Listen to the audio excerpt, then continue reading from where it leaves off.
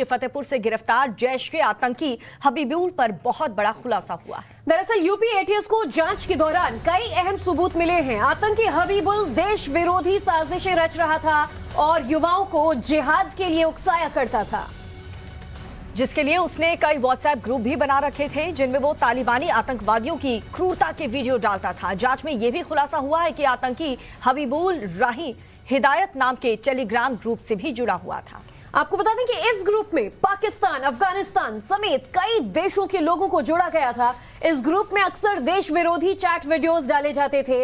ATS ने आतंकी हबीबुल को सहारनपुर से गिरफ्तार नदीम की निशानदेही पर गिरफ्तार किया था और अब हबीबुल से भी पूछताछ में ऐसे चौंका देने वाले खुलासे हो रहे हैं जिनमें देश विरोधी गतिविधियों के बारे में जानकारी मिली है। मनीष यादव ज्यादा हमें जानकारी देंगे। मनीष, पूछताछ में और क्या खुलासे हुए हैं?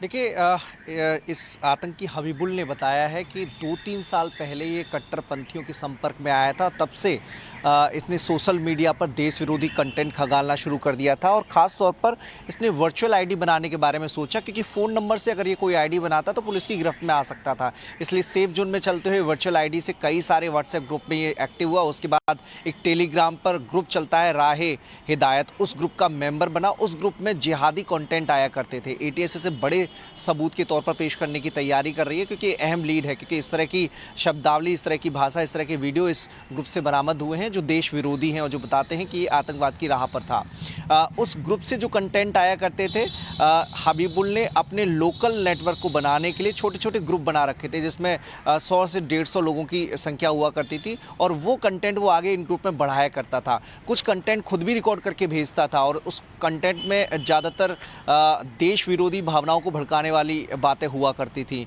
ये स्थापित करने की कोशिश किया करता था कि हिंदुस्तान में मुस्लिमों के साथ अन्याय हो रहा है, उन्हें प्रताड़ित किया जा रहा है और इसके खिलाफ उन्हें जिहाद करना है। पूछताछ में एटीएस में ये भी बताया है कि उसका मकसद पूरे भारत में इस्लामिक राज्य के रूप में तब्दील करना था। इस्लाम को बढ़ावा मिले, इस्लामिक प्रचार प्रसार हो, जहां मुस्लिमों का साम्राज्य हो, ऐसी उसकी विचारधारा थी, ऐसा उसका मानना था। इटावा और गुजरात में रहकर इसने पढ़ाई की है। हालांकि गुजरात में जिस मदरसे में ये पढ़ रहा था आलिम की पढ़ाई, उस वक्त वहाँ पर इसी एक्टिविटी के चलते उस मदरसे से इसे निकाल दिया गया था और उसके बाद वो फतेहपुर आकर अपने घर पर रहने लगा था।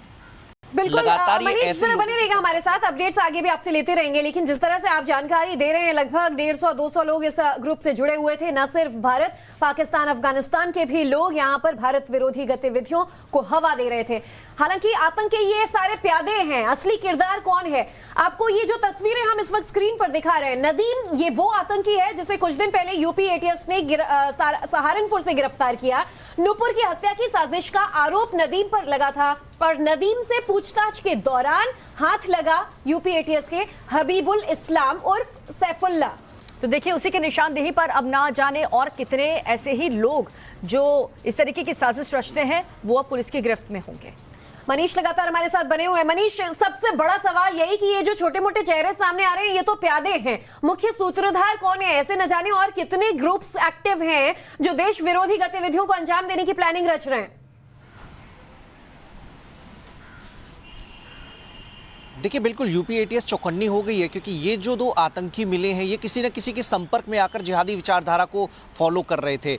यूपी में इनका मजबूत गढ़ है। यूपी में बड़ी आवाम को अपनी तरफ करने की कोशिश में ये लोग लगे हुए हैं। हालांकि इनके पीछे कौन वो चेहरे हैं, कौन वो लोग हैं, कितना बड़ा उनका नेटवर्क है, ये सब पड़ताल यूपी एटीएस की टीम कर रही है। न केवल 2 आतंकी बल्कि आजमगढ़ से एक और आतंकी गिरफ्तार हुआ था और सबका कमोबेश अगर देखें तो एक दूसरे से लिंकअप भी निकलता हुआ दिखाई दे रहा है। जहां हबीबुल की जिम्मेदारी वर्चुअल आईडी बनाने की थी तो नदीम उसे एक कदम आगे और बढ़ा रहा था। वो सीरिया सहित जो अरेबियन कंट्री है उनके कई लोगों के संपर्क में था, जो लगातार उसे कई सारी टेक्निक बता रहे थे कि कैसे जो जिहाद की लड़ाई है वो लड़ी जाती है, एलईडी बम कैसे बनाया जाता है, कैसे उसे प्लान को इम्प्लीमेंट करना होता है। आजमगढ़ का जो आतंकी गिरफ्तार हुआ था उससे आरएसएस के नेता उसके निशाने पर थे। तो अपनी ओर से ये पूरी कोशिश कर